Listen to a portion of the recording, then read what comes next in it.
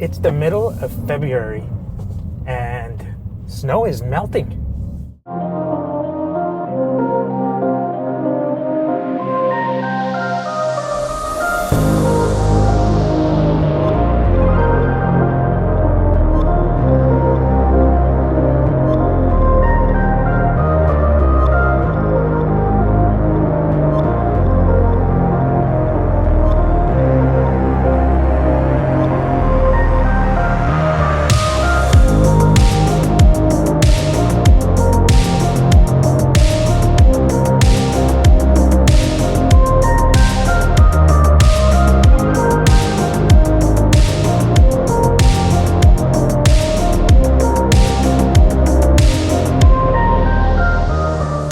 Able to wash my car outside.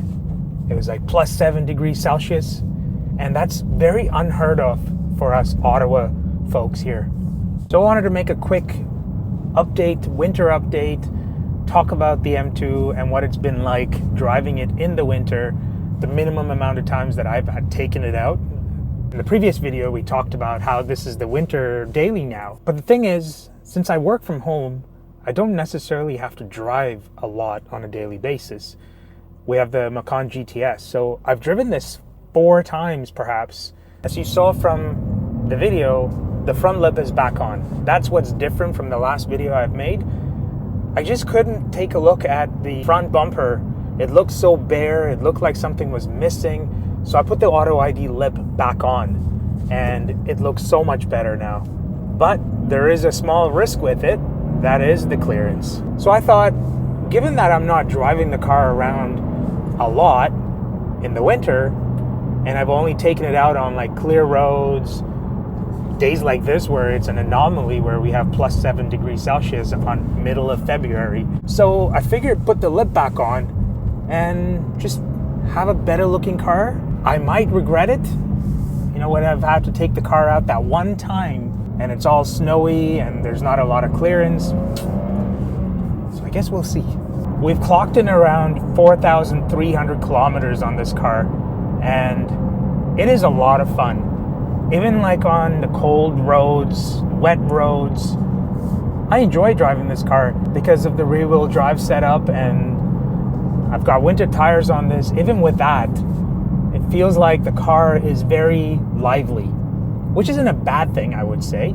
It's just, you gotta be careful. Compared to the Audi RS5, I used to drive that with uber confidence. Get into a corner, even if it's a snowy day, I would floor it. The M2, not so much. Off the line from a stoplight, a little bit of wheel spin here and there, but otherwise, the car is excellent. It's a great winter daily. This car still gets lots of looks. Just with the kit, with the wheels, the Vision Forged wheels on this car paired really nicely. And people find it interesting. They're curious, what is that? Given that it's so nice, I thought I'd get out, take some pictures, do some videos. It felt good again. You know, winter gets a bit depressing at certain times. Let's talk about something else as well. There's been a GT4 RS allocation that's landed on my lap, and I don't quite know what to do with it. I cannot add the GT4 RS to my current collection or current fleet of cars. So I have to give up the GT3 RS in order to make the GT4 RS possible. I'm really torn on what the right thing to do there is. What would you all do? Which is the most iconic Porsche GT car? The 911 GT3 RS is epic. It's more exotic. The GT4 RS, it's the last of its kind with the GT3 motor. The Cayman platform is going to all electric, so this is likely the last year they'll produce any ICE-specific 718.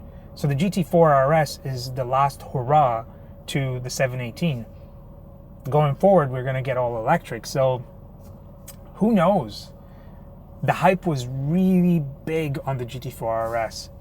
over the last year, that hype has died out a little bit. There's been a whole bunch of complaints from owners that say it's a bit too harsh on the inside, it's too loud, it gives people earaches, as a result causing headaches and so on. And I know certain people that have got the car and sold it after a weekend. So yeah, it's a tough call. Let me know in the comments below, the GT3 RS or the GT4 RS. Now back to the M2. It doesn't feel right to not take it to M1. So let's go to M1.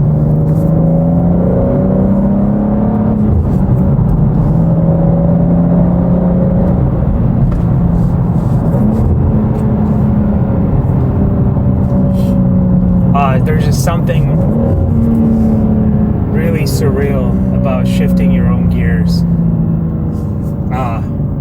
Just being involved in the driving is just amazing.